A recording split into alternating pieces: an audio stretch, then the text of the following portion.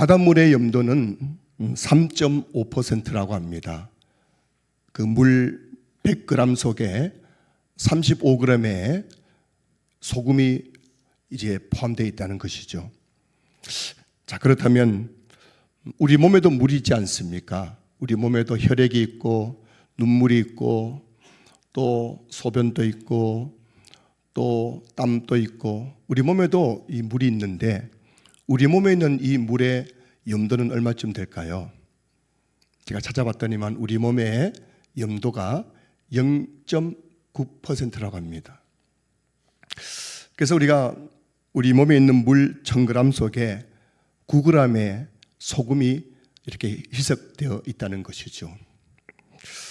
그래서 우리 몸은 0.9%의 염도를 유지할 때 가장 몸이 건강한 상태 또 안정된 상태를 유지한다고 합니다. 그래서 한 번씩 몸이 너무 피곤하고 몸이 아플 때 병원에 가서 이 수액을 맞지 않습니까? 이 수액이 생리식염수인데 이 생리식염수의 염도가 바로 0.9%라고 해요. 그래서 그 한 통 맞고 나면은 몸이 조금 회복된 것 같고 감기도 좀 나은 것 같고 한 이유가 바로 여기에 있는 것이죠. 우리 몸은 0.9%라는 균형이 깨어지면은 즉각적으로 몸에 반응이 나타납니다.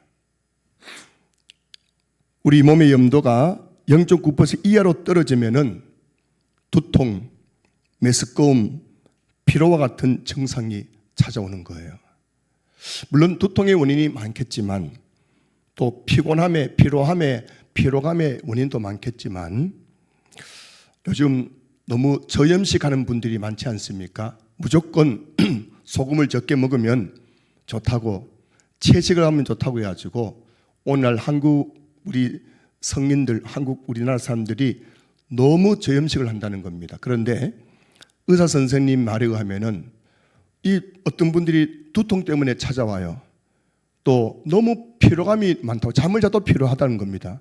와서 이렇게 이야기를 해보면은 너무 저염식, 몸의 염도가 0.9% 완전히 떨어져 있는 상태에 있는 분들이 많다는 겁니다. 그런 분들에게는 아침에 또는 저녁에 공복 상태에서 조금 소금을 한 스푼, 티스푼으로 한 스푼 정도 딱 넣어서 타서 마시면은 피로감도 줄어들고 두통이 사라지기도 한다는 것입니다. 혹시 여러분 중에 지금 두통 때문에 힘들어하신 분들 또 너무너무 잠을 자도 피곤한 분 계시다면은 한번 해보십시오. 그러면 우리 몸의 염도가 0.9% 유지되면은 두통도 사라지고 피로감도 많이 또 개선된다고 합니다. 반면에 우리 몸의 염도가 0.9% 이상으로 올라가면은 심한 갈증, 또 어지러움, 집중력 저하 같은 증상이 나타난다고 합니다. 그래서 우리가 식당 가서 너무 짠 음식을 먹고 나면 뭐가 돼요? 갈증이 생기고 목이 말라가지고 자꾸 물을 찾게 되지 않습니까? 우리 몸의 염도가 0.9%보다 더 높아져 있기 때문이라는 것이죠. 인간은 육체와 영혼으로 이루어져 있죠. 그래서 우리 몸은 분명 짠 음식을 먹거나 또 염도가 너무 높거나 또 그래서 몸에 갈증을 느낄 때가 있지 않습니까? 자, 그렇다면 우리 몸이 갈증을 느낀다면 우리 영혼도 갈증을 느낄 수 있지 않을까? 한번 생각해 봐야 될 것 아니겠습니까? 몸은 갈증을 느끼는데 우리 영혼은 그러면 갈증이 없는가? 성경을 보니까요, 하나님께서 사람을 지으실 때 우리 인간에게 영적 갈증, 영적 목마름을 느끼도록 지으셨다고 말씀하고 있어요. 전도서 3장 11절 말씀 보시면은 하나님이 모든 것을 지으시되 때를 따라 아름답게 하셨고 또 사람들에게는 영원을 사모하는 마음을 주셨느니라. 여기서 영원을 사모하는 마음이 바로 영적 갈증, 영적 목마름이라는 것입니다. 그러니까 하나님께서 사람을 지을 때 영원, 하나님을 사모하는 마음을 주셨다는 겁니다. 그래서 인간은 창조될 때부터 하나님을 갈망하는 그런 목마른 마음을 가지고 창조된 것이에요. 그래서 겉으로는 아무 문제 없이 살아가는 것처럼 보이지만 마음 깊은 곳에는 설명하기 어려운 공허함과 메마름을 느낄 때가 있습니다. 성공을 했는데도 뭔가 채워지지 않고 사람들이 늘 내 주변에 있음에도 불구하고 외로운 그 갈증, 그게 바로 영적 목마름인 것입니다. 성경은 영적 목마름에 대해서 이렇게 말씀합니다. 시편 42편 1절 보시면은 하나님이여 사슴이 시냇물을 찾기에 갈급함같이 내 영혼이 주를 찾기에 갈급하나이다. 여러분, 이 사막에서 사슴이 너무너무 목이 말라서 헐떡헐떡거리면서 시냇물을 찾는 그 간절함 같이 내 영혼이 하나님을 찾기에 갈급해 있다는 것입니다. 이게 바로 영적 목마름의 실체인 것입니다. 요한복음 4장 13절 14절 말씀 보시면은 이 물을 마시는 자마다 다시 목마르려니와 내가 주는 물을 마시는 자는 영원히 목마르지 아니하리라. 요한복음 4장 사마리아 수가성 우물가에 있는 여인을 만나고 그 여인에게 했던 말씀 아닙니까? 이 여인이 그 정오에 너무너무 목이 말라서 우물가에 물 기르러 왔어요. 그런데 그 여인에게 예수님이 말씀하십니다. 이 물을 마시는 자마다 다시 목이 마르지만 내가 주는 물을 마시는 자는 영원히 목마르지 않을 것이다. 이 영원히 목마르지 않는 게 뭘까요? 바로 영적 목마름을 내가 채워주겠다는 말씀인 거죠. 성경은 우리 사람에게는 창조될 때부터 영혼을 사모하는 마음, 뭔가 모르는 채워지지 않는 영적 목마름을 가지고 창조되었다고 말씀하고 있지만 마귀는 우리가 영적으로 목마를 때 끊임없이 우리에게 다른 물을 마시라고 유혹을 하는 겁니다. 마귀는 끊임없이 우리에게 다른 물을 마시면은 너의 그 목마름이 채워질 것이라고 말해요. 돈을 조금만 더 벌면 괜찮아질 거야. 여러분 지금 그런 분 계시죠? 내가 조금만 돈 벌면 열심히 하겠다고. 내가 조금만 더 돈 벌면 열심히 하나님 믿겠다고. 조금만 더 벌면 너 괜찮아질 거야 라고 유혹을 합니다. 어떤 분들은 조금만 더 성공하면은 네 마음속에는 허전함이 사라질 거야. 마귀가 속삭이는 거예요. 여러분 중에도 그런 분 계실 거예요. 이 그만하면 충분히 성공했는데도 불구하고 아니야. 난 조금 더 성공해야 돼. 내가 조금 더 성공하면은 내 마음이 행복해질 거야. 그래서 조금만 더 돈 벌고 조금만 더 성공하려고 너무나 많은 사람들이 지금도 살아가고 있는 거죠. 사람들의 인정을 받으면 채워질 거야. 그래서 마귀가 속삭이는 거예요. 야, 너 남편이 너 인정해주면 너는 정말 마음이 채워질 거야. 그래서 아내분들이 맨날 남편 어떻게 합니까? 바가지를 어떻게 해요? 팍팍 끓는 거예요. 나를 채워달라고. 그런데 남편이 아내를 채워줄 수 없어요? 채워줄 수 없지요. 나도 텅 비었는데 어떻게 채워줍니까? 남편도 아내들에게 맨날 나를 인정해달라고 인정 욕구 때문에 남편들이 맨날 아내를 뭐라고요? 팍팍 긁어대는데 아내인들 내가 속이 텅 비어있는데 어떻게 남편을 채워줍니까 말입니까? 그러니까 우리 가정이 지금 지옥같이 되어 있는 가정이 얼마나 많은 이유가 뭐냐면은 인정 욕구 때문에 인정 욕구. 남편은 아내에게, 아내는 남편에게 채워달라고, 날 채워달라고 계속 마귀가 유혹하거든요. 네 남편 때문에 그래. 네 남편이 네 채워주면 되는데 네 아내 때문에 그런 거 하면서 맨날 가정에서 부부 싸움과 불화가 끊이지 않게 만드는 것입니다. 어떤 때로는 마귀는 우리에게 야, 쾌락을 즐기면 잊혀질 거야. 너도 좀 즐겨봐. 네 나이가 벌써 60인데 아직까지 그렇게 맨날 돈만 벌고 교회 다니면 되겠어? 너 좀 즐겨봐 하면서 계속 우리에게 즐기라고 유혹을 한 겁니다. 즐기면은 채워진다고 말하는 겁니다.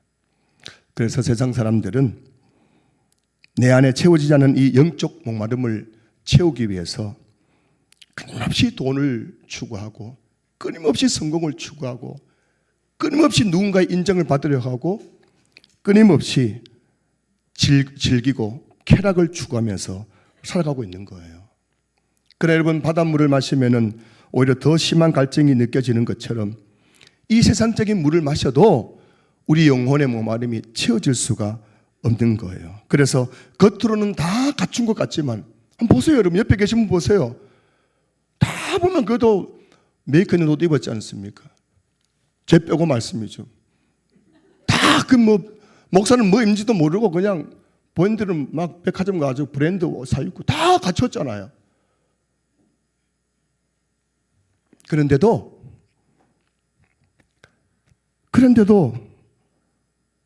채워지지가 않는 거예요. 뭔가 텅 비어 있는 거예요, 마음이. 사람들이 나를 그렇게 찾아와도 그 사람들 앞에서도 외로운 마음, 쉬어도 쉬어지지 않는 피곤함, 내 영혼의 목마름의 신호라는 것입니다. 지금 우리나라는 중독 국가예요. 중동이 아니고 중독 국가예요. 2014년 통계에 의하면 우리나라 사람들 중에서 마약, 알코올, 도박, 게임 등 이 4대 중독에 빠져가지고 치료가 필요하고 정상적인 삶을 살아가지 못하는 사람들의 인구가 618만 명이었다는 보고가 있었어요. 10년이 지난 2026년 현재 우리나라에는 이 4대 중독, 마약, 알코올, 도박, 게임, 인터넷 이런 중독에 빠진 인구가 1,000만 명을 넘어섰다고 말합니다. 지금 우리나라 인구 5명 중에 1명은 중독 때문에 정상적인 삶을 살아가지 못하는 그런 심각한 상태에 놓여 있다는 것입니다. 왜 사람들은 스스로는 헤어나올 수 없는 중독에 빠지는 것일까요? 성경은 너무나 분명히 그 이유를 말씀하고 있는 겁니다. 그것은 바로 우리 안에 있는 영적 목마름 때문인 거예요. 너무 내 마음이 공허하고 내 마음이 너무나 뭔가 채워지지 않는데 그것을 마약으로, 술로, 도박으로, 게임으로 계속해서 채우려고 하니까는 결국에는 깊은 수렁 중독에 빠지게 된다는 것입니다. 전문가들은 중독을 이렇게 말합니다. 중독은 스스로 통제하지 못하는 반복적 행동이나 물질 의존 상태로 일시적 만족을 얻기 위해 계속하지만 결국 삶의 기능과 관계를 손상시키는 상태이다. 이게 중독이라고 말합니다. 하지만 성경은 중독을 이렇게 정의 내립니다. 중독은 하나님이 아닌 다른 것으로 마음의 공허를 채우려는 왜곡된 의존이다.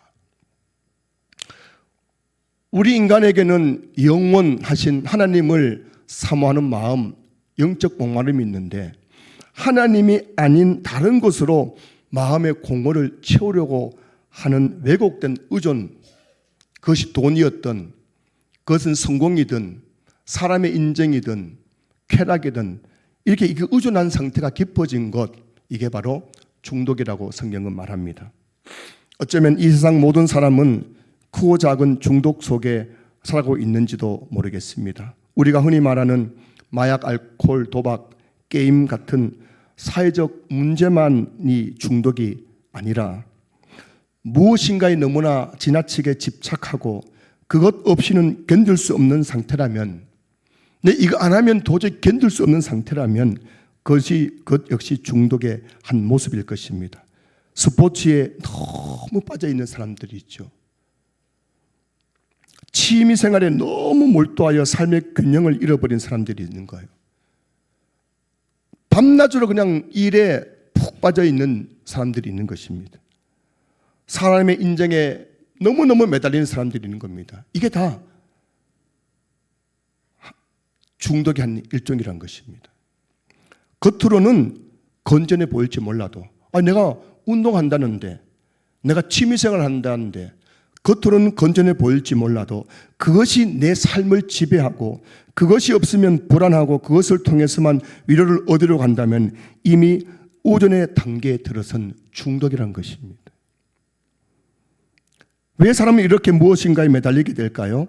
성경은 그 뿌리를 영적 목마름에 있다라고 너무나 분명하게 말씀합니다.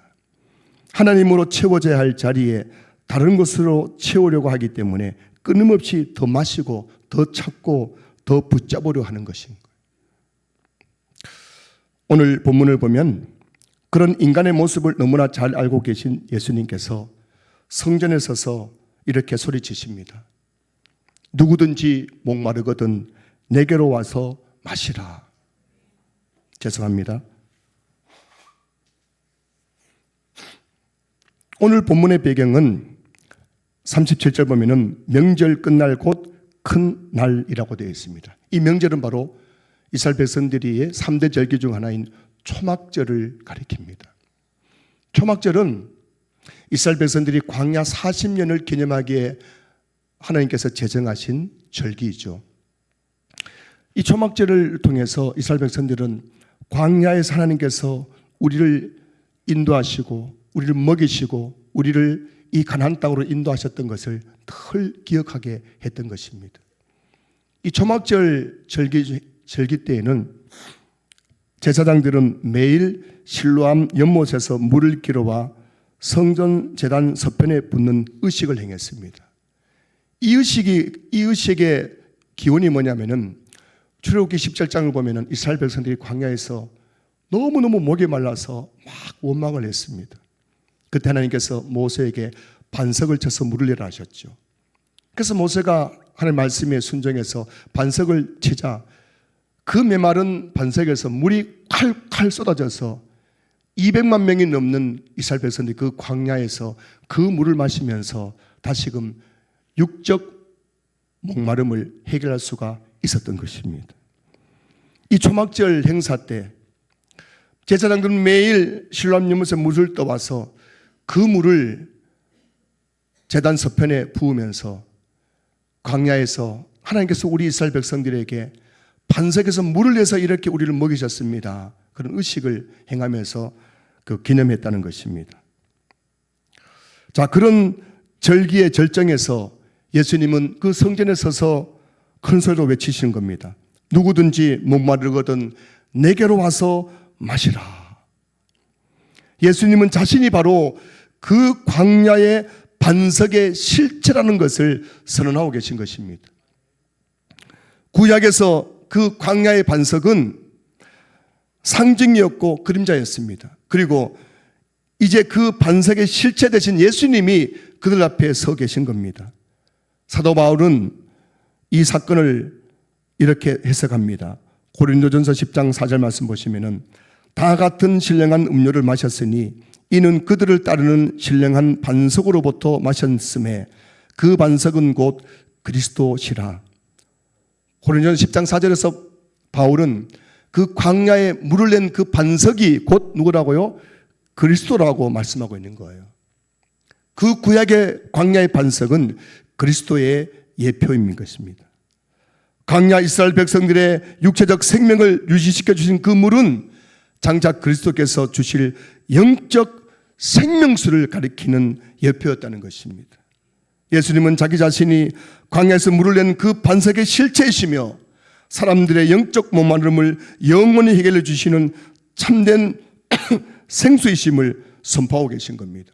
누구든지 목마르거든 내게로 와서 마시라. 자, 그렇다면 예수님은 어떻게 그 사람 안에 있는 영적 목마름을 채워주시는 것일까요? 38절 보시면은 나를 믿는 자는 성경의 이름과 같이 그 배에서 생수의 강이 흘러나오리라 말씀합니다. 자, 여기서 나를 믿는 자라고 말씀합니다. 누구든지 목마르거든 내게로 와서 마시라고 말씀하신 다음에 예수님은 나를 믿는 자라고 말씀합니다. 무슨 말씀입니까? 영적 목마름의 해결의 시작은 나를 믿는 자, 예수님을 믿는 것으로부터 시작된다는 것입니다. 우리 인간의 모든 영적 목마름은 예수님을 믿지 않고서는 채워질 수가 없다는 거예요. 인생의 허무감에 빠져 있는 사람들이 제일 먼저 해야 될 일은 뭐냐면은 내게 와서 마시라. 예수님께 나오는 것이에요. 온갖 중독에 빠져서 고통당하는 사람들이 그 중독의 고통에서 벗어나는 길은 바로 내게로 와서 마시라. 예수님께 나오는 것입니다. 예수님께 나와서 예수님을 믿을 때 우리의 마음의 영적 목마름들이 채워지고 우리 모든 중독에서 벗어나는 그 놀라운 일들이 일어나게 되는 것이죠. 저는 작년 주일 예배 시간에 래퍼 사츠키라는 자매에 대한 이야기를 말씀드린 적이 있습니다. 한번 사진을 보여주시겠습니까? 혹시 방송실 사진 준비되어 있나요? 예, 이 자매님은 마약의 왕이라고 불리는 펜타닐에 중독되어 거의 폐인처럼 살아가던 사람이었어요. 펜타닐 중독되면은 빠르면은 한 달, 오래되어서 3년이면은 다 자살하거나 그 약의 부작용으로 죽게 된다고 합니다. 이 펜타닐 중독되어서 몇 년 동안 고통 가운데 있던 이 자매님이 어느 날 여관방에서 감당할 수 없는 그 고통 가운데에 예수님을 찾았어요. 예수님, 도와주십시오. 예수님, 저 정말 죽고 싶지 않습니다. 저 정말 살고 싶습니다. 이 중독에서 벗어나고 싶습니다. 그렇게 간절히 예수님 이름 부르며 기도하는 중에 갑자기 신비한 영적 체험을 하면서 그 자리에서 마약 중독에서 완전히 벗어나게 되었다는 것입니다. 의사도 치료가 불가능하다고 포기했어요. 의사도 당신은 치료할 수 없다고 했습니다. 의학적으로도 고칠 수 없던 그 마약 중독이 예수님을 찾고 기도할 때에 예수님께서 그녀에게 놀라운 행해서 완전히 회복되게 하신 것입니다.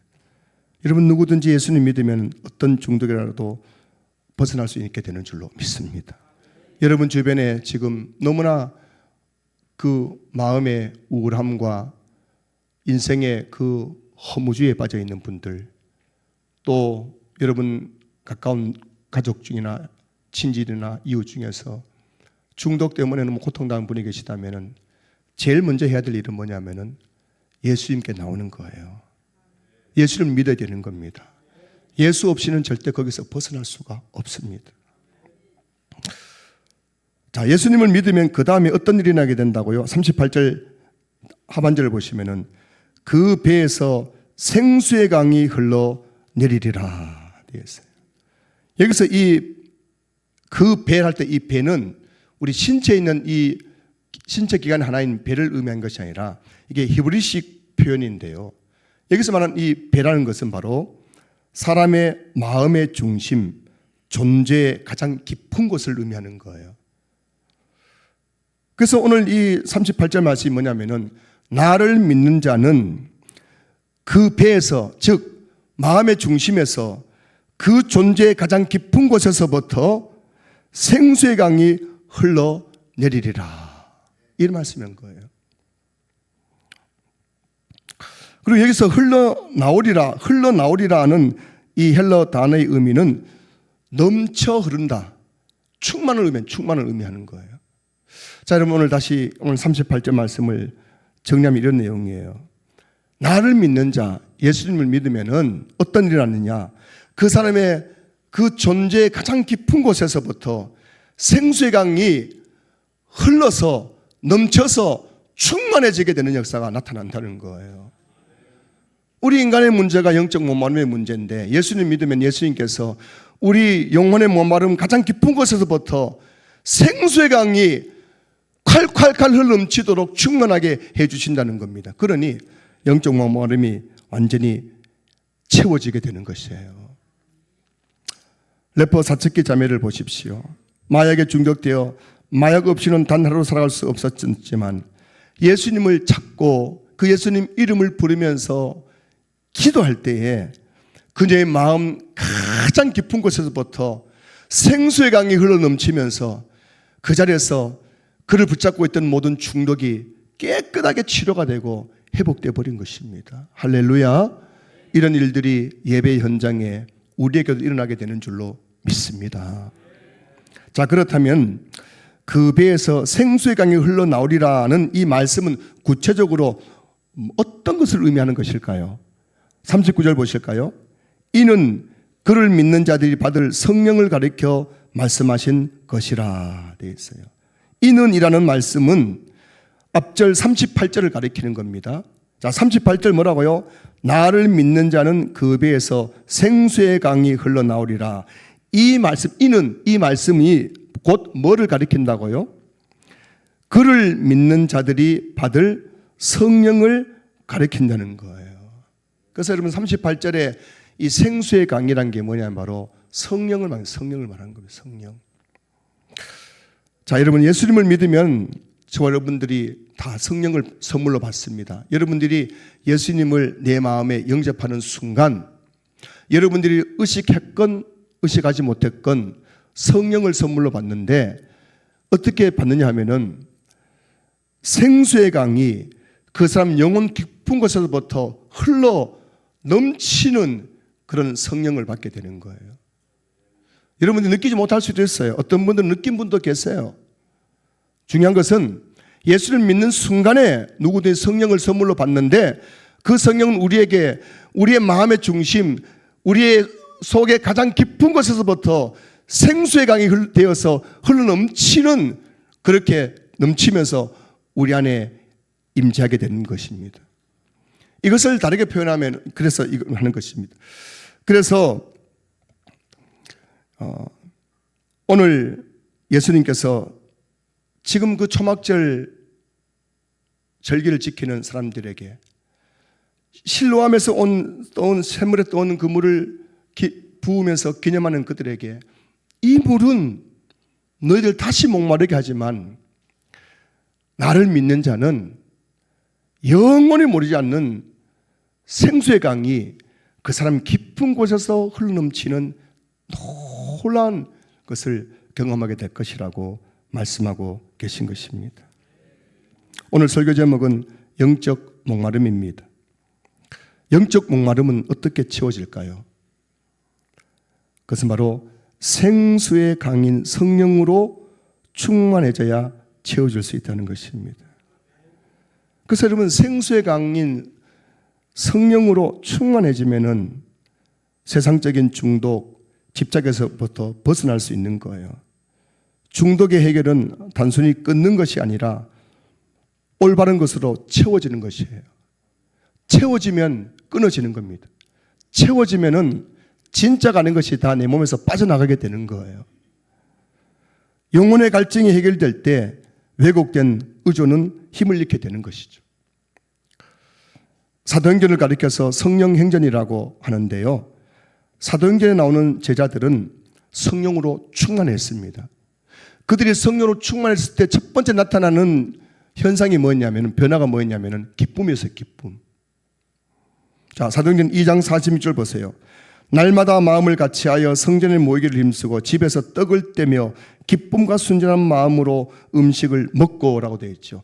오순절 성령 강림 사건으로 성령 충만해진 제자들이 나타나는 게 뭐냐면은 기쁨과 순전한 마음, 기쁨과 순전한 마음. 성령 충만해지면은 기쁨이 충만해지는 거예요. 사도행전 13장 51절 보세요. 제자들은 기쁨과 성령이 충만하니라 되어 있죠. 성령 충만은 다른 말로 하면 기쁨 충만인 거예요. 이런 찬양이 있잖아요. 오, 이 기쁨 주님 주신 것, 오, 이 기쁨. 이런 분들 보니까 다 다른 사람 이야기처럼 들으시네요. 나하고 상관없는 것처럼. 나는 교회 다녀도 기쁘지 않은데 부르긴 부르죠. 따라 부르긴 부르는데 속으로는 나는 아닌데. 여러분 교회 다녀도 왜 기쁘지 않을까요? 여러분 그 이유가 뭐라고 생각하십니까?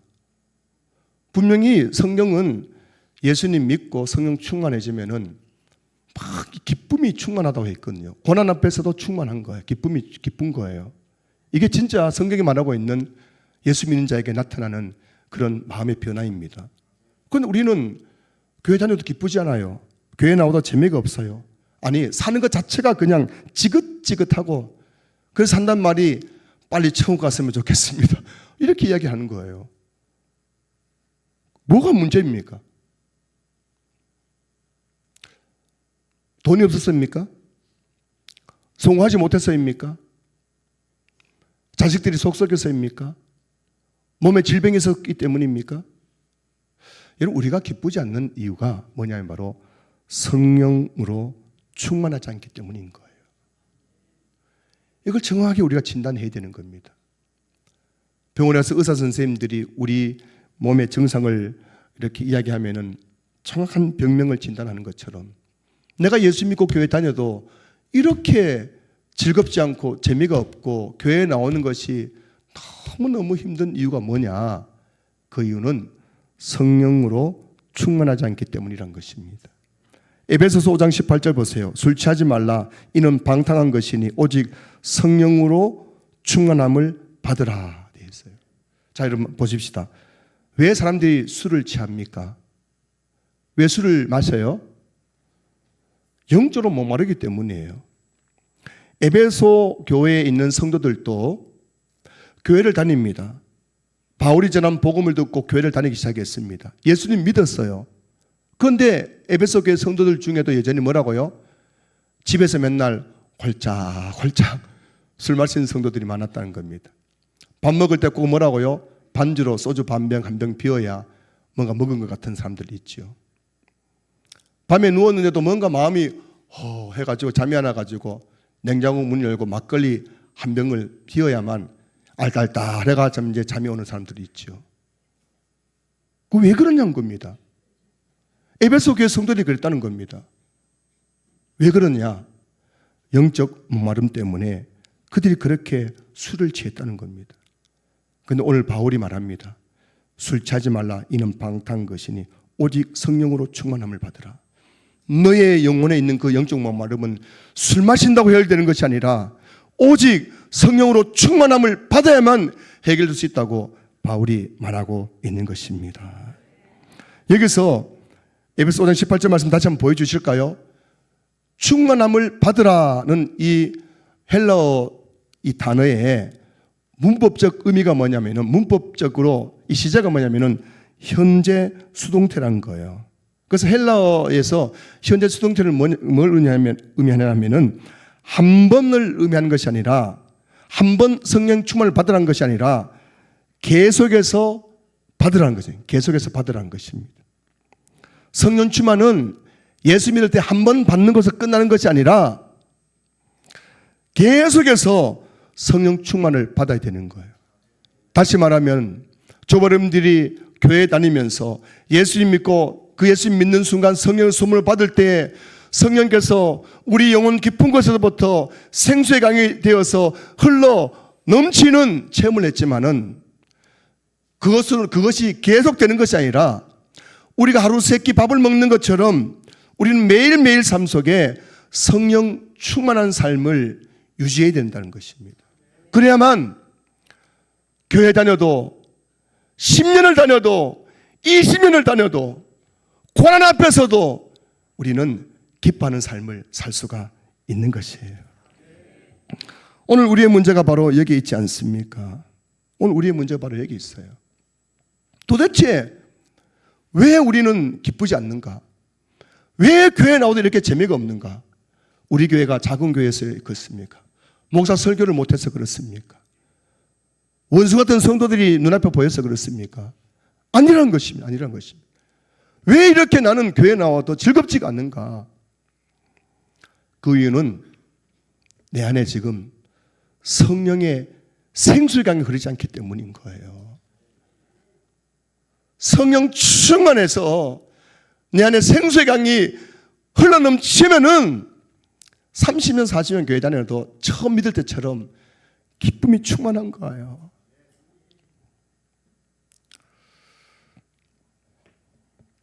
자, 그렇다면 마지막이면 마지막. 이제 설교 끝났습니다. 여러분 정신 차리십시오. 정신 차리고 설교 마지막 막바지에 이제 왔습니다. 옆에 계신 분에게 조금만 참으세요. 설교 다 끝났답니다. 여러분의 지금 문제가 뭔지를 여러분 정말 오늘 이 예배 시간에 깨달으셔야 돼요. 이거 못 깨달으시면 여러분들은 앞으로도 계속해서 재미없는 신앙생활, 늘 와가지고 다른 사람을 원망하게 되겠죠. 목사 때문에 그래, 뭐 누구 때문에 그래, 내가 교회 나오면 재미없는 것은 뭐 때문에 그래, 늘 이렇게 밖에서 자꾸만 문제점을, 원인을 찾게 되는 겁니다. 여러분, 진짜 문제는 뭐냐면은 내 영혼의 목마름이 채워지지 않는다는 것입니다. 내 영혼의 목마름은 오직 성령으로만 채워지는 거예요. 오늘 본문 보십시오. 이는 예수 믿는 자들이 받을 성령을 가리켜 말씀하는 것이니라. 성령만이 우리 영혼의 목마름 가장 깊은 곳에서부터 생수의 강이 되어서 흘러넘칠 때에 우리의 모든 영적 목마름이 채워질 때 그때 어떻게 하는지 아닙니까? 아이고 이까지 뭐 취미생활 이까지는 뭐 이까지 거 하면서 다 우리는 그것을 거부할 수 있는 능력이 생기는 거예요. 그게 안 되니까는 맨날 그냥 집착하는 게 집착, 운동에 집착하고 뭐에 집착하고 그렇게 빠져 살아가는 거예요. 자, 그럼 어떻게 성령 충만한 상태를 계속 유지할 수 있을까요? 누가복음 11장 13절 말씀하고 있습니다. 너희 하늘 아버지께서 구하는 자에게 성령을 주시지 않겠느냐. 성령 충만은 구하는 자에게 부어지는 하나님의 은혜인 줄로 믿습니다. 성령 충만을 다르게 말하면 이거예요. 성령으로 기름 부음 받는다, 성령의 불을 받는다와 같은 말이에요. 따지면 뭐 다 같은 말입니다. 성령의 불을 받는다, 성령으로 기름 부어진다, 성령으로 충만한다, 같은 의미거든요. 이 성령 충만은 누구가 받는 것이냐? 하나님께 그 성령 충만을 구하는 자들이 받는 거예요. 사도행전 2장을 보면은 예수님께서 승천하시기 전에 제자들에게 이렇게 말씀하시죠. 너희들은 예루살렘을 떠나지 말고 아버지께서 약속하신 것을 기다리라 했습니다. 그 말하는 순간 제자들은 아버지께서 약속하신 게 뭔지 알았어요. 그것은 바로 성령님이었거든요. 성령. 그래서 그 말씀을 듣고 예수님이 승천하신 다음에 곧바로 그들은 마가의 다락방에 모였습니다. 120명이었습니다. 그들이 열흘 동안 오로지 기도하기에 힘썼습니다. 그들이 기도한 내용은 하나님, 저 부자 되게 해주십시오. 성공하게 해주십시오. 자식 잘 되게 해주십시오. 병 낫게 해주십시오. 그걸 구한 것이 아니라 하나님께서 약속하신 성령을 우리에게 부어주십시오. 성령의 불을 내려주십시오. 그들이 구할 때에 사도행전 2장 4절 보십시오. 그들이 열흘 동안 간절히 성령을 구하면서 기도했을 때 그들이 다 성령의 충만함을 받고 라고 되어 있어요. 여러분, 정말 올해 들어와서 아니면 최근 몇 년 동안 단 한 번이라도 하나님께, 하나님, 내가 영적으로 너무 목마른데 이 내 영혼의 목마름을 채울 수 있는 길은 성령밖에 없습니다. 성령으로 기름 부어주십시오. 성령의 불을 내려주십시오. 성령으로 충만케 해달라고 한 번 기도해 보신 분 계세요?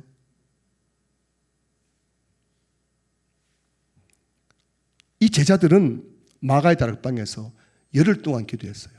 하루 기도해도 이틀 기도도 성령 받지 못했습니다. 그런데 열흘 기도할 때 오순절 날에 성령님이 강림했습니다.